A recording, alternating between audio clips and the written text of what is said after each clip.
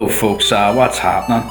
Just thought I'd get a wee chat, make a wee video, talking about, just talking about galvanising what a lot of my work is about, and sort of just put on the verbal form what I'm trying to accomplish with a lot of the artwork and the videos and stuff like that. First and foremost, I would like to say that I'm not on the promoting drugs, or, well, not on the promoting, but no, I wouldn't say I'm condoning it either. I'm more documenting it as it is, and some of the offshoots that come from drug abuse. Where I came from, growing up on the bog side, just after during the Troubles, and as that transitioned and the rave years, or the love years as Jared Kern would call it, a lot of people found a soothing nature to ecstasy and substance use. Now, of course, we can see today and how that's progressed with things like pregabalin and cocaine, and the sesh has took a very dark turn, a very dark place, a place where it's not as romantic as it used to be when we were growing up. The fun about where we came from when we were growing up and getting into sesh culture it was almost like a time for us to recollaborate our empathy with each other and sort of nourish the wounds that came from the social unrest, the rioting, the poor housing situation, the economic struggling that a lot of people were going through. I lived in Agro Corner in Abbey Street, and that was right in the heart and the centre where a lot of the rioting went on. And then as the years went on, ecstasy and rave culture came along, and there was only these two big things. There was Republican imagery. You had your Bobby Sands murals, you had all sort of Republican imagery, Phoenix from the Flames and stuff down beside the high flats. You were shrouded in this sort of war-torn, like romanticism of the struggle that Ireland was going through at that time. And then as we got a wee bit older, hitting about 10, 11, rave culture started swallowing over the bog side, and suddenly you had guys in cars and they'd all be like smoking their hash and listening to rave tunes, and then all of a sudden that romantic imagery of Northern Ireland and the Troubles and all that there started to wane down a bit. And then as I got older and to me like fucking 17, 18, I started smoking hash myself, and that led to ecstasy. And the fun about ecstasy was it was very demonised and looked upon as like a really fucking evil drug at the time.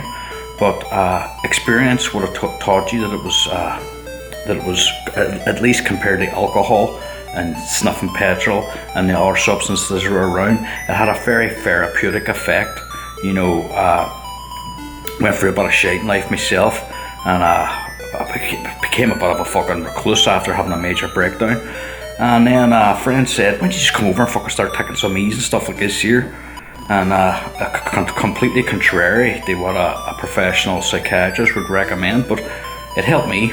I can only speak for myself. I had severe PTSD, but ecstasy cured all that. Also made me more sociable, and I would call it a very productive time in my life.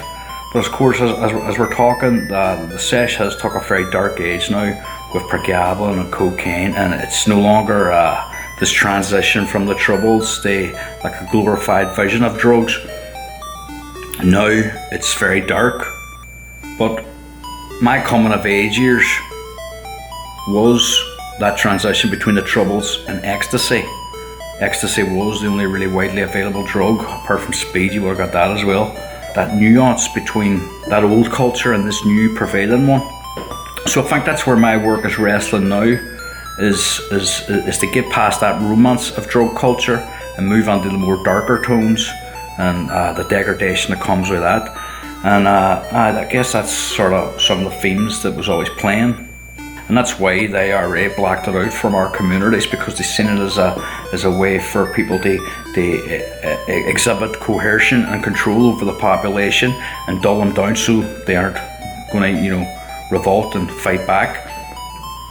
Which you could almost say there's a conspiracy theory on that, by imagining that maybe the British did flood the place with ecstasy as a means to subjugate the population and make them pacifists, because as we all know, ecstasy is the love drug.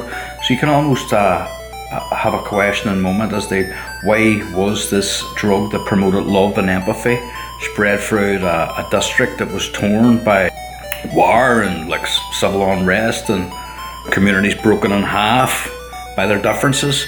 You can almost see why, if there was an alternative means of toying with the peace process, they could do it with substances and chemicals. But that's why I also talk about capitalism. We were all sort of on the benefit system. Everybody was living day by day, grip to grip. And I talk about also using like sort of in an Andy Warhol referential sort of mode of using like capitalist imagery and toying that also with the religion of drugs and the religion of republicanism, and then those elements, drug culture, republican culture and capitalist culture, those blending together and like visual cacophony sort of gives you that feeling of what it was like after the peace process. And of course there's mental health themes thrown in there as well.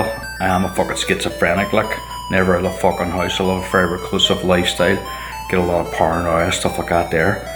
So those elements too, from my own personal experience, tie in with this whole environmental twist on what the whole scene is about.